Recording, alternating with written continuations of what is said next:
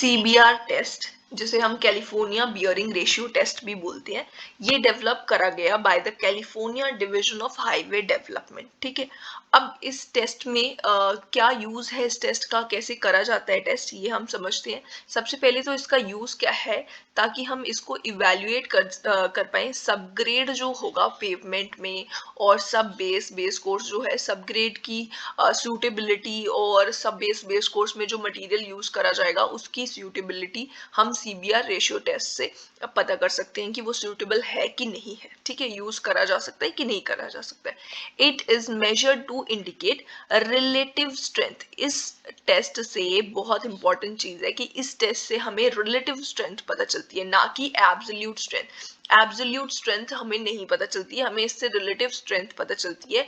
इसीलिए इसका यूज करा जाता है to compare two different materials. दो डिफरेंट मटेरियल्स के कंपैरिजन में इस टेस्ट का ज्यादा यूज होता है, सीबीआर टेस्ट का। ठीक है, अब सीबीआर हमें पता है कि रेशियो है, कैलिफोर्निया बियरिंग रेशियो। तो ये किस चीज की रेशियो है, ये है ratio of the load carried by the specimen at standard penetration. जो हमने स्पेसिमेन प्रिपेयर करा होगा, उस स्पेसिमेन की क्या कैपेसिटी है, क्या कितना वो लोड कैरी कर सकता है एट स्टैंडर्ड पेनिट्रेशन, जो कि होगी 2.5 mm और 5 mm। दोनों के लिए ही हम अलग से सीबीआर वैल्यूज निकालेंगे। ठीक है, 2.5 mm के लिए जब हम निकाल रहे हैं 2.5 mm की पेनिट्रेशन पे कितना लोड कैरी कर रहा है स्पेसिमेन।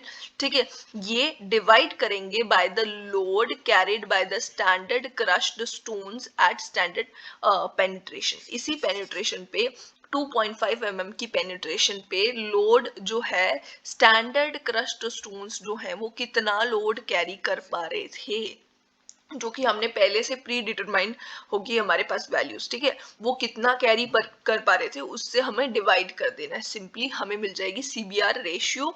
और अगर इसको हम 100 से मल्टीप्लाई कर देंगे तो हमें परसेंटेज मिल जाएगी सिंपली। सीबीआर टेस्ट जो है स्ट्रेंथ टेस्ट है, जो कि कंडक्ट करा जाता है on the soil by introducing surcharge load at compaction rate of 1.25 mm पर मिनट। ठीक है, इतनी कंपैक्शन रेट पे हमें जो सरचार्ज लोड है वो अप्लाई करना है, और सीबीआर टेस्ट की हेल्प से हमें स्ट्रेंथ पता चल जाएगी सॉइल की। ठीक है, सॉइल सबग्रेड की, जिसको हम सबग्रेड भी बोल सकते हैं, सॉइल भी बोल सकते हैं पेवमेंट में। ठीक है, अब ये कहाँ तक अप्लाई करना है, 12.5 mm तक अप्लाई करना है। ठीक है, पेनिट्रेशन इतनी तक चेक करते जाना और लोड चेक करते जाना, मतलब इतनी पेनिट्रेशन तक फाइनल हमने करनी है, और उसके बाद साथ साथ में लोड चेक करते जाना। ठीक है, और एक ग्राफ बनाना होता है।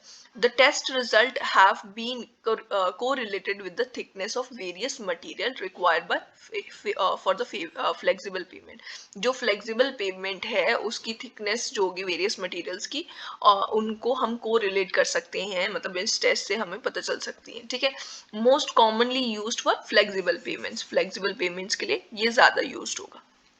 Penetration test in which standard piston with a diameter of 3 inch or 70 centimeter are used to penetrate the soil at the standard ratio of 1.25 पर मिनट। हमने ये पहले ही देख लिया है कि 1.25 mm पर मिनट की जो स्टैंडर्ड पेनिट्रेशन होगी। ठीक है, उस पे हमने एक स्टैंडर्ड पिस्टन लेना है 3 इंचेस का या फिर 70 सेंटीमीटर का, और उसकी हेल्प से पेनिट्रेट कराना है सॉइल में। ठीक है, और इतनी पेनिट्रेशन की रेट होगी। Pressure up to a penetration of 2.5 mm and its ratio to the value of standard crushed stones जो होंगी।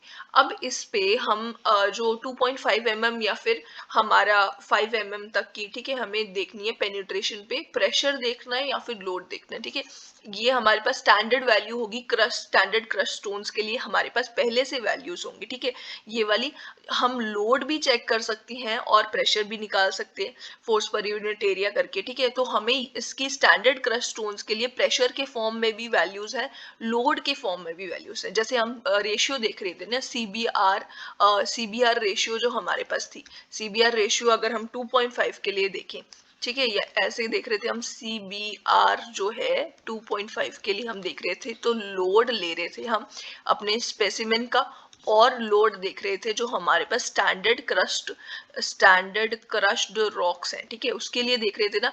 अब इस लोड की जगह हम प्रेशर भी देख सकते हैं, ठीक है, प्रेशर अपॉन प्रेशर करके भी रेशियो निकाल सकते हैं, बस वही सिंपली यहाँ पे लिखा हुआ है, ठीक है।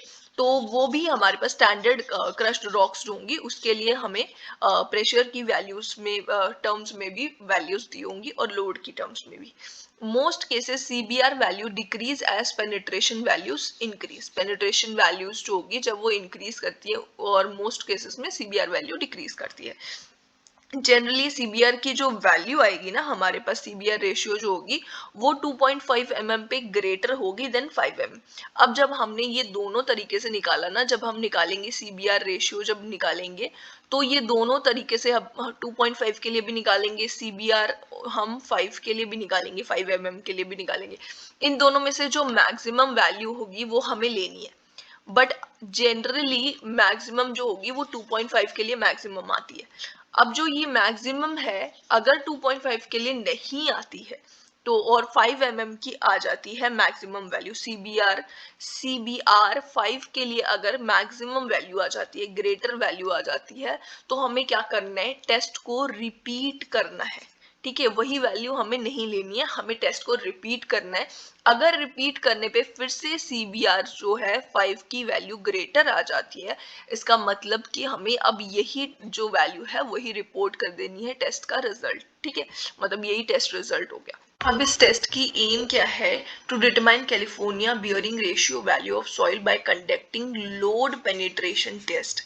इस सॉइल जो होगी हमारे पास, सॉइल सैंपल होगा, उसकी हमें California bearing ratio CBR value जो है वो निकालनी है। और सीबीआर वैल्यू कैसे निकालनी है, लोड पेनिट्रेशन टेस्ट करना है, मतलब लोड लगाते जाना है और पेनिट्रेशन, किसी पर्टिकुलर पेनिट्रेशन में हमें चेक करना है कितना लोड आ रहा है, वैसे हमने ऑलरेडी डिस्कस करा है, ठीक है। ये इसकी एम होगी। उसके बाद आ जाएगा एपरेटस, क्या क्या चाहिए होंगे, एपरेटस IS 2720 पार्ट 16 के अकॉर्डिंगली यूज करे जाएंगे। सबसे पहले तो मोल्ड यूज करे जाएगा जिसका डाया होगा 150 mm और हाइट 175 mm। यहाँ पे आप देख सकते हो ये एक मोल्ड है और ये इसके ऊपर एक डिटैचेबल कॉलर लगा हुआ है, ये कटिंग कॉलर है, डिटैचेबल कटिंग कॉलर, और ये मोल्ड है, ठीक है। फिर उसके बाद आती है बेस प्लेट जो कि जिसके अंदर परफोरेशन होंगे, ठीक है।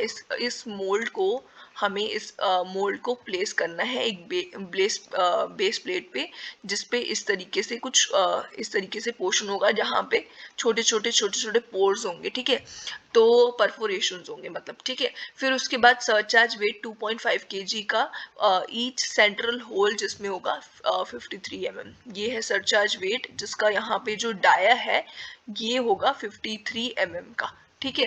फिर उसके बाद है स्लॉटेड वेट, जो कटा हुआ वेट यहाँ पे आपको दिख रहा है ये दो, ये होगा स्लॉटेड वेट, इसकी भी जरूरत पड़ेगी। स्पेसर डिस्क 148 mm डाया की और 47.7 mm हाइट की, ये स्पेसर डिस्क जिसकी हाइट है 47.7 mm और डाया 148 mm, ठीक है।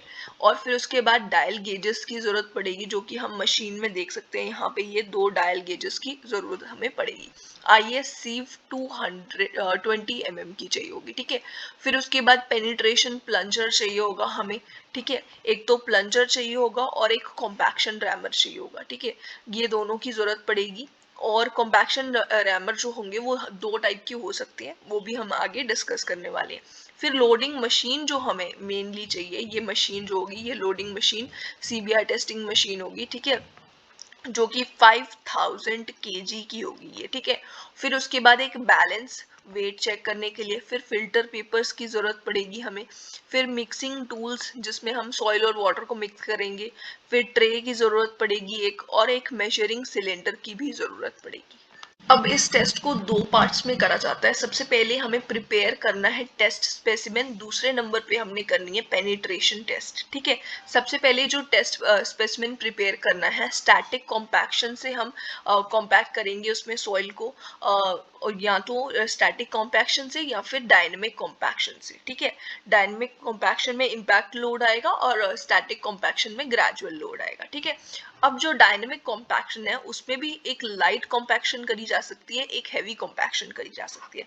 लाइट कॉम्पैक्शन में 3 लेयर्स में हमने सॉइल को कॉम्पैक्ट करना है, 2.6 kg का रैमर यूज करना है, 56 ब्लोज देने हैं हर एक लेयर को, और 31 सेंटीमीटर इसका फ्री फॉल होगा, ठीक है। और हैवी कॉम्पैक्शन के केस में 5 लेयर्स में कॉम्पैक्ट करना है। और रैमर जो होगा वो 4.89 kg का रैमर यूज करना है, 56 ब्लोज होंगे और हाइट ऑफ वॉल हो जाएगा 45 सेंटीमीटर। ठीक है, ये दो तरीके से हम कर सकते हैं कॉम्पैक्ट डायनेमिक कॉम्पैक्शन में। Test procedure for dynamic compacted specimen, ठीक है, उसके लिए क्या टेस्ट प्रोसीजर होगा, हमें क्या करना है, सबसे पहले ये सैंपल प्रिपरेशन के लिए, ठीक है, ये वाला टेस्ट जो है अभी पहले जो है प्रोसीजर, ठीक है, सबसे पहले हमें स्पेसर डिस्क लेनी है। यहाँ पे आप देख सकते हो ये स्पेसर डिस्क है, स्पेसर डिस्क लेनी है और उसको प्लेस कर देना है at the bottom of the base plate और उसके ऊपर लगा देना है एक फिल्टर पेपर। ठीक है, इस तरीके से हमने ये एक बेस प्लेट है हमारे पास, ठीक है, इसके ऊपर यहाँ पे हमने स्पेसर डिस्क जो होगी उसको प्लेस कर देना है। ये इस तरीके से हमने प्लेस कर दी स्पेसर डिस्क, इसके ऊपर हमने एक फिल्टर पेपर जो है वो भी प्लेस कर देना, ऊपर रख देना, इसके रख दिया। फिर उसके बाद हमें क्या करना है, हमारे पास जो ये जो मोल्ड होगा, ठीक है, ये जो मोल्ड है इसके ऊपर एक डिटैचेबल कॉलर होता है, ठीक है, ये मोल्ड को लेना है और इसको ल्यूब्रिकेट करना है, पहले प्रॉपरली इसको ल्यूब्रिकेट कर देना है अंदर वाली साइड से। फिर उसके बाद इस मोल्ड को ले जाके इस डिस्क के ऊपर रख देना है, यहाँ पे मोल्ड रख दिया, ठीक है। अब इससे ये जो स्पेसर डिस्क की हेल्प से एक सपोर्ट इसको मिल गया नीचे से, ठीक है। अब ये मोल्ड रखने के बाद इसके ऊपर कॉलर जो होगा उसको हमने अटैच कर देना है अच्छे से, ठीक है, उसको फिक्स कर देना है। फिर उसके बाद जो सॉइल है हमारे पास, ठीक है, हमने एक सॉइल लेके रखी होगी ट्रे में, सपोज हमने ये सॉइल ले रखी है।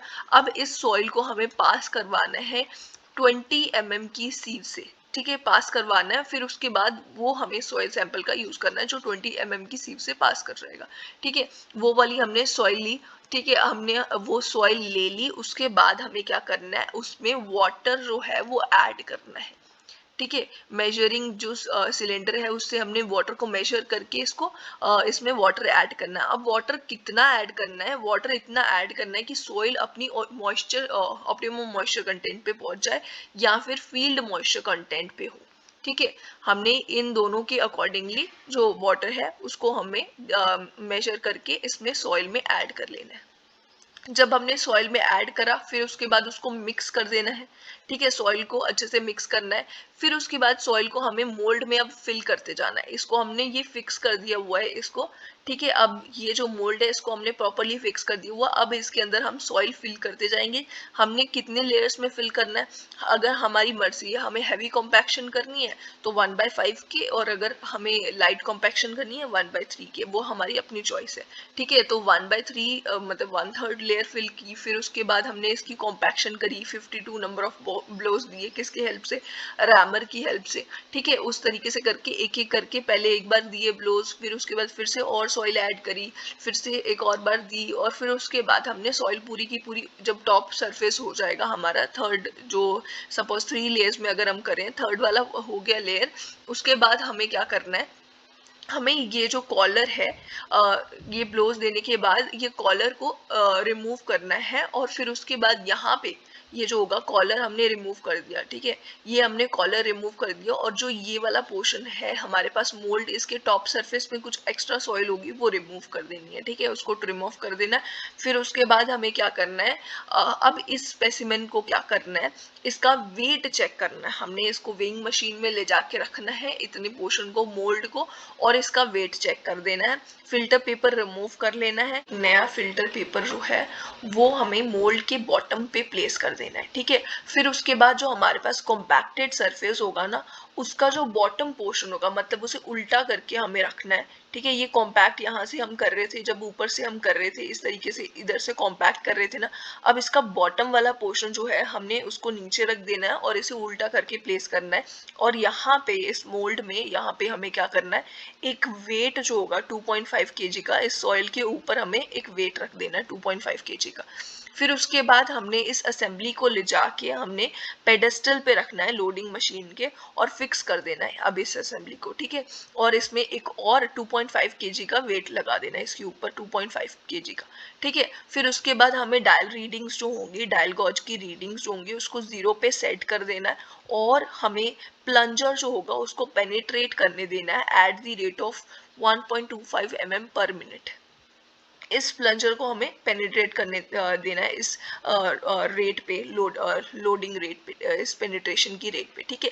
फिर उसके बाद हमने रीडिंग्स लेनी है। कौन सी रीडिंग लेनी है? 0.5 mm पे रीडिंग लेनी है, कितना लोड जो है वो आ रहा है। फिर उसके बाद 1 mm पे लेनी है, 2 mm पे लेनी है, 2.5 पे लेनी है, 3 mm, 4 mm, 5 mm, 7.5 mm, 10 mm, 12.5 mm, इतने तक की हमें रीडिंग लेनी है और लोड चेक करते जाना है। इस पेनिट्रेशन पे लोड जो है उसकी रीडिंग्स नोट करते जानी है और इस तरीके से एक ग्राफ प्रिपेयर करना है, ठीक है। इस तरीके से एक ग्राफ प्रिपेयर करना है जिसमें हमने एक्स एक्सिस पे लिखनी है पेनिट्रेशन इन mm, ठीक है, यहाँ पे आएगी। और ये 5, 6, 7, इस तरीके से 8, पूरा यहाँ पे 12.5 mm तक की हमने पेनिट्रेशन का ग्राफ बना लिया।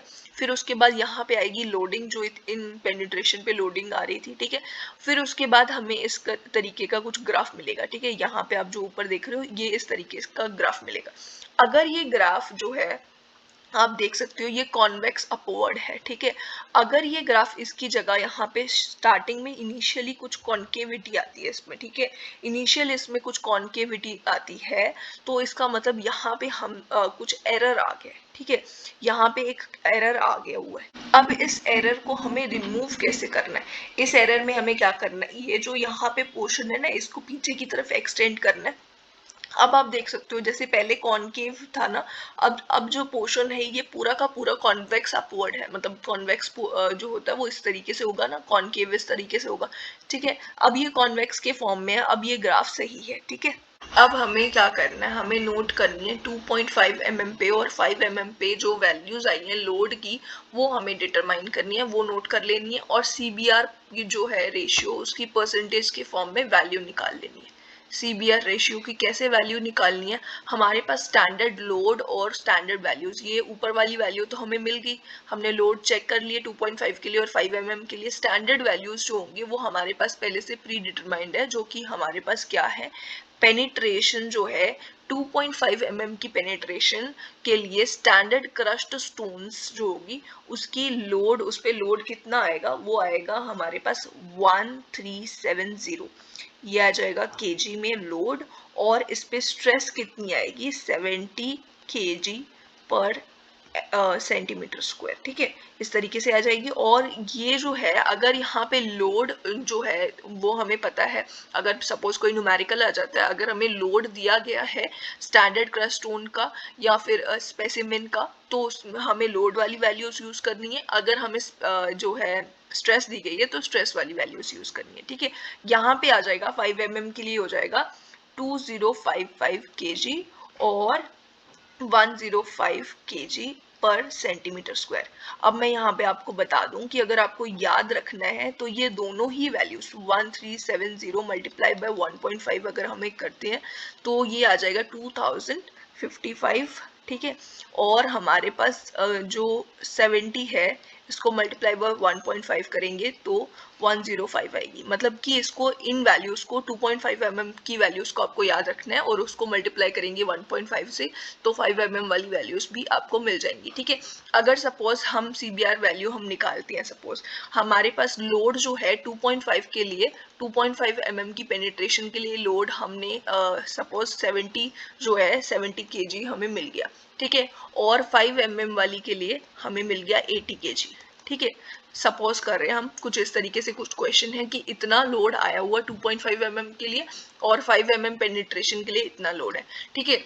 तो हम जो सीबीआर वैल्यू है वो कैसे निकालेंगे? सीबीआर 2.5 के लिए हो जाएगा 70 डिवाइडेड बाय जो लोड स्टैंडर्ड का है, ये 2.5 के लिए स्टैंडर्ड का लोड है 1370, ठीक है। 1370 से डिवाइड करना है, मल्टीप्लाई बाय 100 करेंगे और वैल्यू चेक करेंगे। सेम वे में सीबीआर 5 के लिए आ जाएगा 80 डिवाइडेड बाय 2055 मल्टीप्लाई बाय 100 और इसकी वैल्यू आ जाएगी। अब इसकी यहाँ पे वैल्यू आएगी 5.1% और यहाँ पे वैल्यू आएगी 3.9%, 8 9 कुछ इस तरीके से वैल्यूज आएंगी। अब आप देख सकते हो जो ग्रेटर वैल्यू होगी वो हमारी सीबीआर वैल्यू हो जाएगी। यहाँ पे ये ग्रेटर वैल्यू, अगर ये वैल्यू ग्रेटर आई होती, सपोज ये हमारे पास 6 आ गई होती, अगर ये ग्रेटर वैल्यू आती तो हमें पूरा टेस्ट फिर से रिपीट करना था और फिर से हमें वैल्यूज चेक करनी थी। अगर फिर से 5 आ जाती, 5 पे वैल्यू ग्रेटर आती तो हम वही वाली वैल्यू सिलेक्ट कर लेते कि यही हमारी सीबीआर वैल्यू है।